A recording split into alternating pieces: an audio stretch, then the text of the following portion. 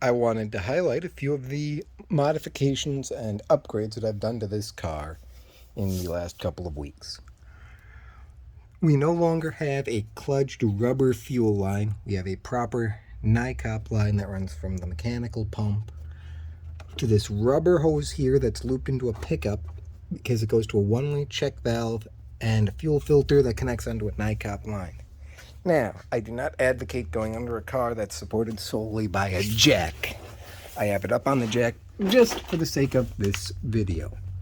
But you can see that I've tied in with a new fitting.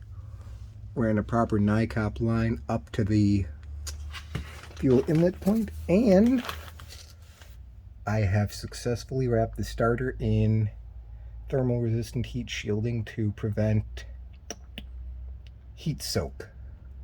So just a few of the minor modifications that I've made to this car to make it more feasible to be used as a daily driver. After all, that's the goal with this car.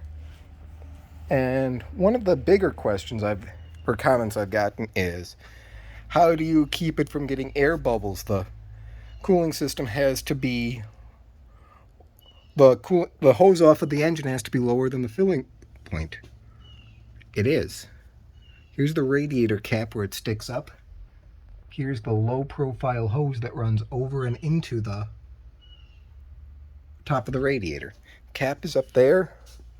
Let's lower the car down, shall we? Whew, that came quickly. And that is why you never, ever go underneath these things without them being properly supported. Latches. Dang British engineering. Now I need to put my official Jaguar prop and stick back in place. Anyway, I was trying to get to, now that you can see it on level ground, there's a little bit of a rise right in here, but otherwise it runs to the point here on the radiator, and the filler neck is over there. So I need movement or any expansion, and it will get all of the bubbles out. I've put in a new thermostat, new gasket on there. This is a new PCD line, that's why it's this rubber hose.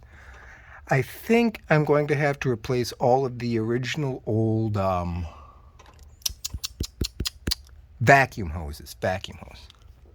Otherwise, power steering is down here, and power steering is actually a tensioner for the air conditioner.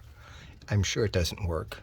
This belt is solely for the power steering, but what's curious is I suspect you could run the power steering without this belt in the event of a failure with just the AC belt.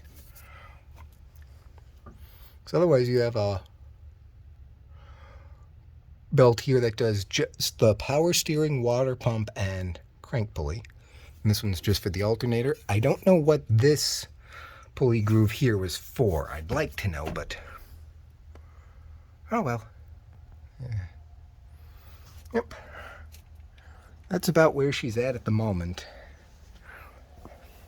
I need to add some more fuel to it and keep working on it, but oh yeah.